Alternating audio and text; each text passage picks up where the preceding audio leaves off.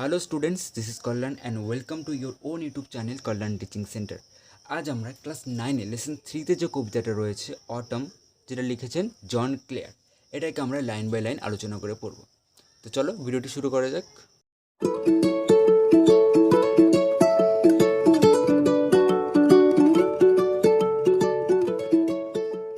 তো কবিতাটা শুরু করার আগে আমরা জন ক্লেয়ার সম্পর্কে একটু জেনে নিই। জন ক্লেয়ার 1793 সালে 13 জুলাই ইংল্যান্ডে জন্মগ্রহণ করেন এবং 1864 সালে 20 মে তিনি মারা যান। তার বাবার নাম পার্কার ক্লেয়ার, তার মায়ের নাম হচ্ছে অ্যান স্টিমসন ক্লেয়ার। তার বাবা একজন ফার্ম লেবার। আর জন জন ক্লেয়ার জন ক্লেয়ার একটা এক গ্রামে জন্মগ্রহণ করেন এবং সেজন্য তার বিভিন্ন কবিতা, তার বেশিরভাগ কবিতাতেই তিনি গ্রামাঞ্চলের বিভিন্ন দুঃখ দুর্দশার কথাই তার কবিতার মধ্যে ফুটিয়ে তোলেন। তার লেখা কিছু বিখ্যাত কবিতা হলো যেরকম এই যে First Love, Snow Storm, The Village Minstrel ইত্যাদি। তিনি এছাড়া আরও অনেক কবিতা লিখেছেন এবং তার যেটা বললাম যে তার বেশিরভাগ কবিতাগুলোই গ্রামাঞ্চলকে কেন্দ্র করে লেখা হয়েছে। তো আমাদের যে প্রেজেন্ট কবিতাটা অটম, অটম মানে শরৎকাল। তো এই অটমটা কী করে বলো তো? এই অটমটা হচ্ছে একটা পেন পিকচার, একটা লেখচিত্র। মানে গ্রাম অঞ্চলে যখন অটম আসে, শরৎকাল আসে, তখন গ্রাম অঞ্চলে যে প্রাকৃতিক যে সৌন্দর্য, সেই সৌন্দর্যেরই একটা হচ্ছে লেখচিত্র আমাদের এই প্রেজেন্ট কবিতাটা। তা এখানে বলা আছে যে as this season comes just before winter. এই যে সিজনটা, এই যে অটম সিজনটা, অটম ঋতুটা, এটা কখন আসে? Comes just before winter. Winter মানে শীতকাল, শীতকালের আগে আসে। It is characterized by falling leaves, bare branches and strong winds. তো এই যে অটম ঋতুটাকে, শরৎকালটাকে আমরা কীভাবে ক্যারেক্টারাইজ করতে পারবো, কীভাবে চিহ্নিত করতে পারবো? তো তার জন্য কিছু সিম্বল দেওয়া, যে এই সিম্বলগুলো দিয়ে আমরা চিহ্নিত করতে পারবো। যেরকম ফলিং লিভস মানে পাতা ঝরা, বেয়ার ব্রাঞ্চেস, বেয়ার মানে কি খালি বা নগ্ন, বেয়ার ব্রাঞ্চেস মানে ডালপালা। তো এই সময় গাছের ডালপালাগুলো খালি থাকে, মানে কোনো পাতা থাকে না। অ্যান্ড স্ট্রং উইন্ডস, বুঝতেই পারছো এই সময় খুবই প্রবল বেগে বাতাস বইতে থাকে। তো এই সমস্ত বৈশিষ্ট্যগুলো দেখে আমরা বুঝতে পারবো যে অটম এসেছে। তো এই যে কবিতাটিতে কবি নিজেই অটমের বর্ণনা করে বলেছেন যে আই লাভ দ্য ফিটফুল গাছ that shakes the casement all day. I love, আমি ভালোবাসি, দ্য ফিটফুল গাস্ট। ফিটফুল মানে হচ্ছে অনবরত বা বারংবার, বারংবার আসা গাস্ট মানে দমকা বাতাস, দমকা হাওয়া। দ্যাট যেটা, তা আমি বারংবার আসা সেই দমকা হাওয়াকে ভালোবাসি, যেটা যেটা কী করে? শেক্স মানে কাঁপায়। শেক্স দ্য কেসমেন্ট এক ধরনের জানালা। The shakes the casement all day, সারাদিন। আমি সেই দমকা হাওয়াকে, সেই দমকা বাতাসকে ভালোবাসি, যেটা সারাদিন জানালাগুলোকে কাঁপাতে থাকে। And from the mossy elm tree takes the faded leaves away. And from মানে থেকে, অ্যান্ড ফ্রম দ্য মসি মানে হচ্ছে শ্যাওলাময়, মসি এলম ট্রি তোমরা এখানে হয়তো দেখো নি। তো এলম ট্রি হচ্ছে ইউরোপে এই গাছগুলো দেখা যায়, এক ধরনের গাছ। ওই গাছগুলোকে এলম ট্রি বলা হয় বা এলম গাছ বলা হয়। তো এই এলম গাছ থেকে, from the mossy elm tree, এই শ্যাওলাময় এলম গাছগুলো থেকে কি করে? Takes the faded leaves away. Faded মানে হচ্ছে পচে যাওয়া বা মরে যাওয়া। তো ফেডেড লিভস মানে পাতা, আর অ্যাওয়ে মানে দূরে। তো টেক্স অ্যাওয়ে মানে দূরে নিয়ে যাওয়া। এবং এই দমকা বাতাস কী করে? From the mossy elm trees takes the faded leaves away. এই শ্যাওলাময় এলম গাছগুলো থেকে মরে যাওয়া পাতাগুলোকে দূরে উড়িয়ে নিয়ে যায়। Twirling them by the window pane with thousand other down the lane. Twirling them, তো এই পাতাগুলোকে উড়িয়ে নিয়ে গিয়ে কী করে? সেগুলোকে টুইল করে মানে হচ্ছে সেগুলোকে পাক খাওয়ায়, মোচড় দেয়। টুইলিং দেম, সেগুলোকে পাক খাইয়ে, কোথায় পাক খাওয়ায়? বাই দ্য পেন মানে হচ্ছে জানালার সার্সি বলতে পারো, বা জানালার ফ্রেম যে আছে, জানালার ফ্রেমটা, সেটাকে উইন্ডো পেন বলা হয়। তো twirling them by the window pane, সেই পাতাগুলোকে জানালার ফ্রেমের কাছে, জানালার সার্সির কাছে সেগুলোকে পাক খাওয়ায়, টুইল করে মানে পাক খাওয়ায়। And thousand other down the lane, এবং সেগুলোকে যে শুধু পাক খাওয়ায় তাই নয়, আরও হাজার, থাউজেন্ড মানে হাজার, আরও হাজার পাতাকে কী করে? আদার ডাউন দ্য লেন, লেন মানে গলি বা সরু পথ, আরও হাজার হাজার পাতাকে নিচে পথের দিকে, গলির দিকে উড়িয়ে নিয়ে যায়। তো এই সম্পূর্ণটার মানে আমি আরেকবার বলে দিচ্ছি, একবার পড়ে নিই সম্পূর্ণটা। I love the fitful gust that shakes the casement all day, and from the mossy elm trees takes the faded leaves away, twirling them by the window pane with thousand other down the lane. আমি সেই দমকা বাতাসকে ভালোবাসি যেটা সারাদিন জানালাগুলোকে কাঁপাতে থাকে, এবং যেই বাতাস কী করে, এলম গাছ থেকে শ্যাওলাময় গাছগুলো থেকে মরে যাওয়া পাতাগুলোকে উড়িয়ে নিয়ে যায় এবং সেগুলোকে জানালার কাছে পাক খাওয়ায়, এবং এছাড়া আরও হাজার হাজার পাতাকে নিচে গলির দিকে উড়িয়ে নিয়ে যায়। তো এই ধরনের দমকা বাতাসকে আমি ভালোবাসি। তারপরে দেখো, I love to see the shaking twig dance till the shut of eve. I love to see, আমি দেখতে ভালোবাসি। কি দেখতে ভালোবাসি? তো শেকিং টুইগস, শেকিং মানে কাঁপা, কম্পিত। শেকিং টুইগ, টুইগ হচ্ছে গাছের ছোট ছোট ডালপালাকে টুইগ বলা হয়। তো shaking টুইগস, I love to see the shaking twig, আমি কম্পিত, শেকিং মানে কি বললাম, কাঁপা বা কম্পিত, আমি কম্পিত গাছের ডালগুলোকে দেখতে খুবই ভালোবাসি। ডান্সিং, তো এখানে ওই কম্পিত ডালাগুলোকে কবি কিসের সঙ্গে তুলনা করেছে? সেগুলোকে ডান্সের সঙ্গে, নৃত্যের সঙ্গে তুলনা করেছে, নাচের সঙ্গে তুলনা করেছে। তো dancing till the shut of eve, তো সেই কম্পিত ডালাগুলো কি করে? ডান্স করে, নৃত্য করে। টিল পর্যন্ত, কতক্ষণ পর্যন্ত নাচ করে? Till the shut of eve, shut মানে নামা, আর ইভ মানে হচ্ছে ইভিনিং অর্থাৎ সন্ধ্যা। তো আমি সেই কম্পিত ডালাদের নাচ দেখতে খুবই ভালোবাসি, যেগুলো কতক্ষণ পর্যন্ত নামে? সন্ধ্যা নামা পর্যন্ত নাচতে থাকে। I love to see the shaking twig dance till the shut of eve, আমি দেখতে ভালোবাসি সেই কম্পিত ডালাগুলোকে যেগুলো সন্ধ্যা নামা পর্যন্ত নাচ করে।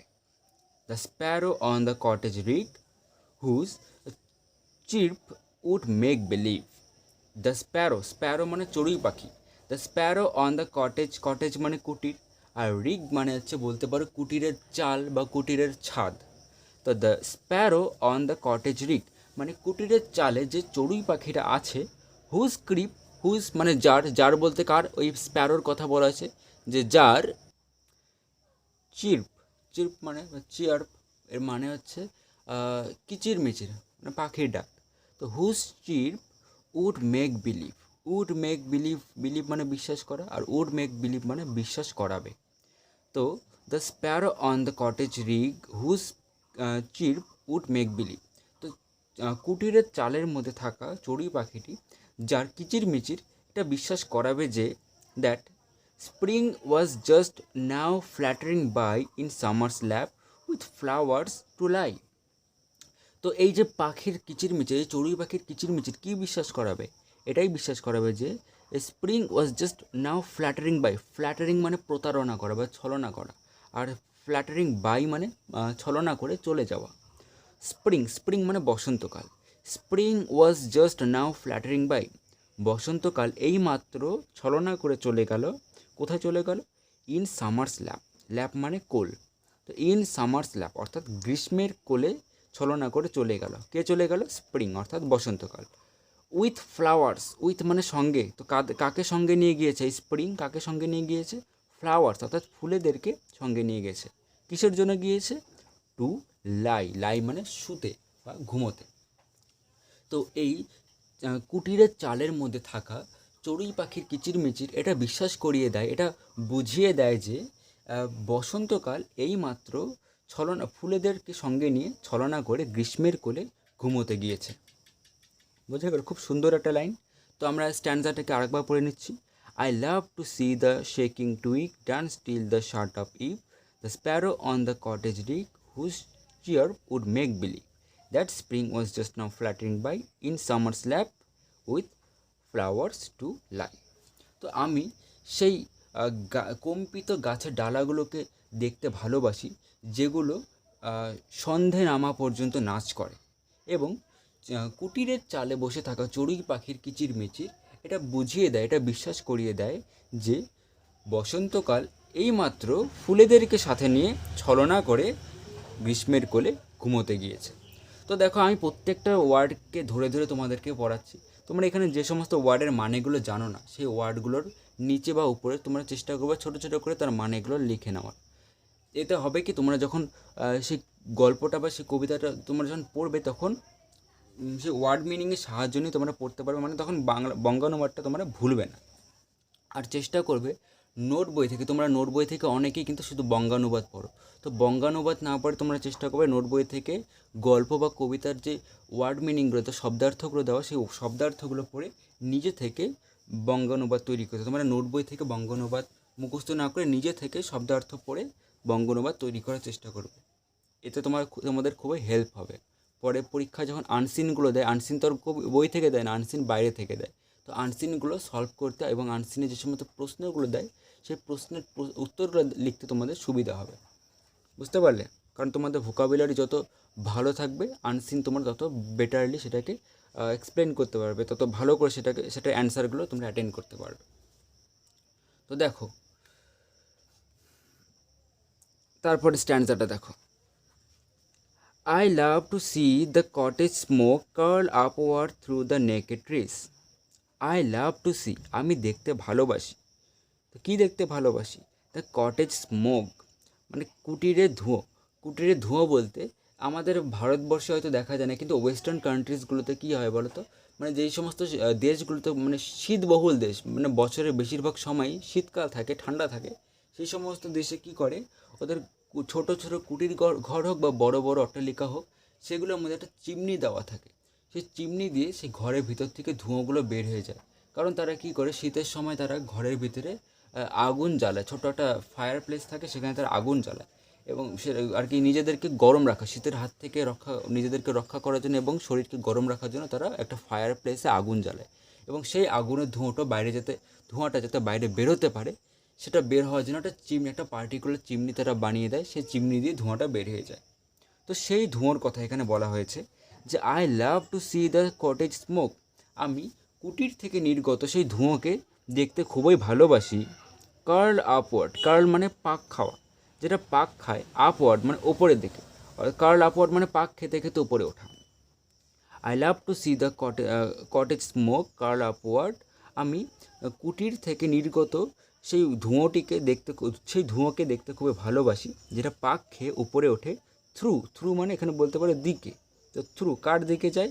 থ্রু দ্য নেকেড ট্রি, মানে নেকেড মানে নগ্ন, এখানে নেকেড ট্রিজ মানে নগ্ন গাছ। এখানে কবি গাছগুলোকে নগ্ন বলেছেন এই কারণে, কারণ এই সময় তো গাছ থেকে সমস্ত পাতাগুলো ঝরে পড়ে গেছে। তো কবির মতে সেই পাতা ঝরা গাছগুলোকে দেখতে নগ্ন বলে মনে হয়েছে। বোঝা গেল? পাতাহীন সেই গাছগুলোকে কবি নগ্ন বলে মনে হয়েছে, তাই তিনি এখানে এই নেকেড ট্রি এই কথাটিকে ব্যবহার করেছেন। তো আমি কুটির থেকে নির্গত সেই ধোঁয়াকে দেখতে খুবই ভালোবাসি, যেটা পাক খেয়ে উপরে গাছগুলোর দিকে, নগ্ন গাছগুলোর দিকে উড়ে যায়। লাইনটাকে আরেকবার পড়ছি, খুব সুন্দর line. I love to see the cottage smoke curl upward through the naked trees, আমি কুটির থেকে নির্গত ধোঁয়া যেটা পাক খেয়ে খেয়ে সেই নগ্ন গাছেদের দিকে উড়ে যাচ্ছে, সেটাকে দেখতে খুবই ভালোবাসি। তারপরে দেখো, the পিজিয়ন্স nestled around the court on dull November days like these. The cock are upon the dunghill crowing, the mill sails on the heath going. The pigeons মানে পায়রা। দ্য পিজিয়ন্স nestled মানে আশ্রয় নেয়। তো পায়রাগুলো আশ্রয় নেয়, কোথায় আশ্রয় নেয়? রাউন্ড দ্য কোর্ট, রাউন্ড মানে চারিদিকে। তো কার চারিদিকে? দ্য কোর্ট বলতে অনেক সময় তোমরা দেখবে গ্রামগঞ্জেও দেখতে পারবে বা বাইরে অনেক সময় হয়তো তোমরা দেখেছো যে পাখিদেরকে রাখার জন্য ছোটো ছোটো ঘর তৈরি করে দেওয়া হয়, যাতে পাখিরা রোদ বৃষ্টি বা ঠান্ডার হাত থেকে রক্ষা পায়। তো তার জন্য তাদেরকে একটা ছোটো ঘর তৈরি করে দেওয়া হয়, সেটাকেই কোর্ট বলা হয়। তো এখানে বলেছে the pigeons nested round the court, তো পায়রাগুলো সেই কুটিরে, সেই ঘরের চারিদিকে আশ্রয় নিয়েছে। তাদেরকে যে পাখিদের জন্য যে ঘরটা তৈরি করে দেওয়া হয়েছে, সেই ঘরের চারিদিকে পায়রাগুলো আশ্রয় নিয়েছে। On dull November days like this, ডাল নভেম্বর, ডাল বলতে বিবর্ণ বা বলতে পারো হচ্ছে বিভৎস বা একঘেয়ে, on on dull November days like this. এরকম একটা বিবর্ণ নভেম্বরের দিনে পায়রাগুলো তাদের ঘরের চারিদিকে আশ্রয় নিয়েছে। The pigeons nested round the court on dull November days like this. এরকম ধরনের নভেম্বরের দিনে পায়রাগুলো তাদের বাসার চারিদিকে আশ্রয় নিয়েছে। দ্য কক মানে মোরগ। The cock upon the dunghill crowing. The cock upon the dunghill crowing. The cock মোরগটি কী করে? আপন দ্য ডাং হিল, ডাং মানে হচ্ছে গোবর, আর হিল মানে পাহাড় বা স্তূপ, আর ক্রয়িং মানে হচ্ছে চিৎকার করা। তো the cock upon the dunghill crowing, একটি মোরগ গোবরের স্তূপের ওপর দাঁড়িয়ে চিৎকার করছে। The mill sails on the head a going. Mill হচ্ছে বলতে পারো, মিল এক ধরনের জাতাকল বলতে পারো। এর সাহায্যে কী হয়, এর মধ্যে বিশাল আকারে কিছু পাখা লাগানো থাকে। এই পাখাগুলো কী করে, বাতাস যখন এই পাখাগুলোর মধ্যে দিয়ে প্রবাহিত হয় তখন এই পাখাগুলো ঘোরে, এবং এই মানে অনবরত ঘূর্ণনের ফলে একটা শক্তি তৈরি হয়। সেই শক্তিটা দিয়ে এখানে কী করা হয়, জলসেচের কাজে লাগানো হয়। তোমরা হয়তো দেখেছো ছবিগুলো, উইন্ড টারবাইনের মতন দেখতে, বোঝা গেল, বা এটাকে বাংলায় বলা হয়েছে পবন চক্র। তো এটা কী করে, এই বাতাস প্রবাহিত হওয়ার সময় যে শক্তিটা, যে ঘূর্ণনের সৃষ্টি হয় সে পাখাগুলোর মধ্যে, সেই ঘূর্ণনটাকে কাজে লাগিয়ে বিভিন্ন চাল ডাল, বিভিন্ন শস্যকে পেশাই করা হয়। এছাড়া কী করা হয়, নদী থেকে বা কুয়ো থেকে জল তুলে জমিতে সেচ করা হয়। এছাড়া আরও অনেক কাজে ব্যবহৃত করা হয়। সেগুলোকে মিল বলা হয়, বা বাংলায় বলতে পারো পবন চক্র বলতে পারো, বা জাতাকল বলতে পারো। দ্য মিল সেইলের অনেক মানে হয়। সেল মানে পাড়ি দেওয়া হয়, যেরকম নৌকো জাহাজ পাড়ি দেয় সমুদ্রে বা নদীতে পাড়ি দেয়, তো সেই ক্ষেত্রে সেল ব্যবহার করা হয়। সেল মানে রওনা দেওয়া হয়, এবং সেল মানে আরম্ভ করা বা শুরু করাও হয়। তো দ্য মিল সেলস, সেই মিলগুলো, সেই জাতাকলগুলো শুরু করে, মানে চালু হয়ে যায়। অন দ্য হেথ মানে হচ্ছে অনুর্বর জমি, মানে এমন ধরনের জমি যেখানে কোনো চাষবাস করা হয় না, বোঝা গেল, সেটা চাষের পক্ষে একদম অনুপযোগী, এবং সেই জমিগুলোর মধ্যে অনেক লম্বা লম্বা আগাছা জন্মায়। তো সেই ধরনের জমিকে হেদ বলা হয়। এর অ্যাকচুয়ালি বাংলা মানেটা আমার জানা নেই। তো the mill sails on the head going মানে হচ্ছে চলতে থাকা। তো সেই মিলগুলো, সেই জাতাকলগুলো সেই অনুর্বর জমির মধ্যে অনবরত চলছে, ঘুরেই চলছে। The mill sails on the head going. তো সেই জাতাকলগুলো সেই অনুর্বর জমির মধ্যে অনবরত চলেই যাচ্ছে। বুঝতে পারলে? তারপরে দেখো, the feather from the raven's breast fall on the stubble lea. The feather মানে পালক বা পাখনা, পাখির পালক ইংরেজিতে ফেদার বলা হয়। The feather from the raven's breast. Raven মানে হচ্ছে দাঁড় কাক, এটা এক প্রজাতির কাক। তো সে ইংরেজিতে তাকে বলা হয় রেভেন বলা হয়, এবং বাংলা বলা হয় দাঁড় কাক। তো the feather from the raven's breast মানে বুক। তো সেই রেভেনের, সেই দাঁড় কাকের বুকের থেকে পালকগুলো কী হয়, ফলস মানে পড়ে যায়। কোথায় পড়ে যায়? অন মানে ওপরে, অন দ্য স্টাবেল শব্দের অর্থ হচ্ছে খড়কুটো। বা তোমরা অনেক সময় হয়তো দেখেছো যে জমি থেকে কোনো ফসল কাটার পরে, যেরকম ধান হোক, গম হোক বা পাট হোক, এই ধরনের ফসলগুলোকে কাটার পরে কী হয়, তার গোড়াটা জমির মধ্যে পড়ে থাকে। তো সেই ধরনের জমিকে বলা হয়েছে স্টেবল, বোঝা গেল, বা বলতে পারো খড়কুটো বলতে পারো। তো সেই দাঁড় কাকের পাখনাগুলো তার বুকের থেকে খসে সেই স্টেবলের উপরে পড়ে আছে। আরেকটা শব্দ আছে লি। তো লি মানে হচ্ছে সবুজ ঘাসে ঢাকা। তো এখানে কবি বলতে চেয়েছে যে the feather from the raven's breast falls on the stubble lea, মানে সেই দাঁড় কাকের বুকের থেকে পাখনাগুলো খসে গিয়ে সেই স্টেবল মানে সবুজ ঘাসে ঢাকা সেই খড়কুটোর উপরে পড়ে আছে। The acorns near the old crow's nest fall pattering down the tree. The acorn হচ্ছে এক ধরনের ফল, ওক গাছ তোমরা হয়তো নাম শুনেছো। তো ওই ওক গাছে এক ধরনের ফল জন্মায়, সেই ফলগুলোকে অ্যাকর্ন বলা হয়। তো ওই অ্যাকর্নগুলো, এই ফলগুলো কী করে, the acorns near the old crow, crow মানে কাক, তো ওল্ড ক্রোস বলা, এখান থেকে অ্যাপোস্ট্রফি এস আসে। তো ক্রোস মানে তোমরা জানো কাকের হবে, তাহলে অ্যাপোস্ট্রফি এস থাকলে ওটা র বিভক্তির ক্ষেত্রে ব্যবহৃত হয়, তাহলে ক্রোস মানে কাকের। The acorns near the old crow's nest, nest মানে বাসা, মানে পাখির বাসাকে ইংরেজিতে নেস্ট বলা হয়। The acorns near the old crow's nest fall pattering, fall মানে পড়া, আর প্যাটারিং, প্যাটারিং মানে ওই ওই ফলগুলো কীভাবে পড়ছিল, প্যাটারিংভাবে পড়ছিল, মানে টপ টপ শব্দ করে পড়ছিল। প্যাটারিং ডাউন দ্য ট্রি মানে গাছের নিচে। তো ওই ফলগুলো, ওই অ্যাকর্ন ফলগুলো ওল্ড ক্রোস মানে হচ্ছে বৃদ্ধ কাকের বাসার কাছে গাছের নিচে টপ টপ শব্দে পড়ছিল।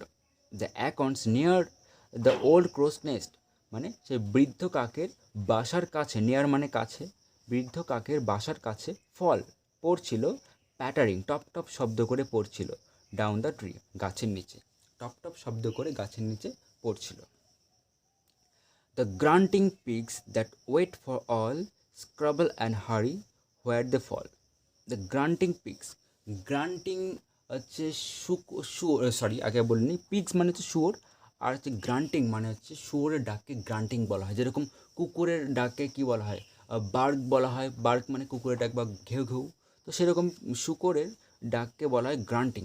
শুকুরের ডাককে এরকম ঘঁত ঘঁত শব্দ করে শুকর, তো ওই ঘট ঘট করা শুকরগুলোর কথা এখানে বলা আছে। দ্য গ্রান্টিং পিগস মানে ঘট ঘট শব্দ করা শুকরগুলো কী করে, দ্যাট ওয়েটস ফর অল, তারা সবাই কী করে, ওয়েট করে, অপেক্ষা করে।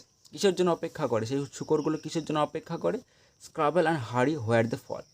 এই যে অ্যাকর্ন ফলগুলো যেখানে পড়বে সেই ফলগুলোকে খাবার জন্য শুকরগুলো খুবই সমস্ত শুকরগুলো কী করে, ওয়েট করে, অপেক্ষা করে।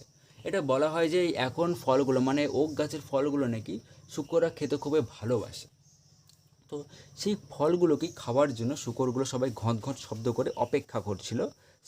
স্ক্রাবেল মানে হচ্ছে তাড়াহুড়ো করা, হুড়োমুড়ি করা। অ্যান্ড হাড়ি, হাড়ি মানে তো তোমরা জানোই যে শীঘ্রই বা তাড়াতাড়ি। স্ক্রাবেল অ্যান্ড হাড়ি হোয়ার দে ফল, এখানে দে বলতে এই যে অ্যাকর্নসের কথা বলছে, এই ফলগুলোর কথা বলা হয়েছে, যে এই ফলগুলো যেখানে পড়ে, হোয়ার দে ফল, যেখানে সেই অ্যাকর্ন, দে বলতে কী বললাম, অ্যাকর্নসগুলো, তাহলে হোয়ার দ্য অ্যাকর্নস ফল, যেখানে সেই অ্যাকর্নগুলো পড়ে, সেই ফলগুলো পড়ে, সেখানে তারা কী করে, তারা সেখানে তাড়াহুড়ো করে, বা স্ক্রাবেল অ্যান্ড হাড়ি মানে তাড়াহুড়ো করে, ছোটাছুটি করে। তো লাইনটাকে আরেকবার পড়ে নিচ্ছি। The grunting pigs that wait for all scramble and hurry where the ফল, সেই ঘঁত ঘঁত শব্দ করা শুকরগুলো অপেক্ষা করছিল, যেখানে সেই ফলগুলো পড়বে সেখানে তারা তাড়াহুড়ো করে সেগুলোকে খাবে। স্ক্রাবেল অ্যান্ড হারি হোয়ার দ্য ফল, সেখানে তারা তাড়াহুড়ো ছোটাছুটি করবে যেখানে সেগুলো পড়বে সেগুলো বলতে সে অ্যাকর্নসগুলো। তো স্ট্যান্ডারটাকে আরেকবার পড়ে নিচ্ছি, তাহলে তোমাদের ক্লিয়ার হয়ে যাবে। The feather from the raven's breast falls on the stubble lee, the acorns near the old crow's nest, the fall pattering down the tree, the grunting pigs that wait for all scrabble and hurry where they fall. তো সেই দাঁড় কাকের বুকের থেকে ফেদারগুলো কোথায় পড়ছিল, স্টাবেললি মানে সবুজ ঘাসে ঢাকা সেই খড়কুটোগুলোর উপরে দাঁড় কাকের পালকগুলো পড়ছিল। তারপর এখানে বলে the acorns near the old crow's nest the fall pattering down the tree, সে বুড়ো কাকের বাসার কাছে অ্যাকর্ন ফলগুলো, সেই ওক গাছের ফলগুলো টপ টপ শব্দ করে, প্যাটারিং টপ টপ শব্দ করে গাছের নিচে পড়ছিল। The grunting pigs that wait for all scramble and hurry where the ফল, সেই ঘটঘট শব্দ করা শুকরগুলো অপেক্ষা করছিল যে যেখানে সে ফলগুলো পড়বে তারা সেখানে মানে কী করবে, স্ক্রাবেল অ্যান্ড হাড়ি অর্থাৎ তাড়াহুড়ো করে বা ছোটাছুটি করে সেগুলোকে খাবে। বোঝা গেল? তো এখানেই এই অটম কবিতাটি শেষ। আশা করি আমি তোমাদেরকে বোঝাতে পেরেছি। যদি আমার ভিডিওটি তোমাদেরকে সামান্যটুকু হেল্প করে থাকে তাহলে প্লিজ ভিডিওটি লাইক করবে এবং আমার চ্যানেলটিকে সাবস্ক্রাইব করবে। ভিডিওটি সম্পূর্ণ দেখার জন্য তোমাদেরকে অসংখ্য ধন্যবাদ।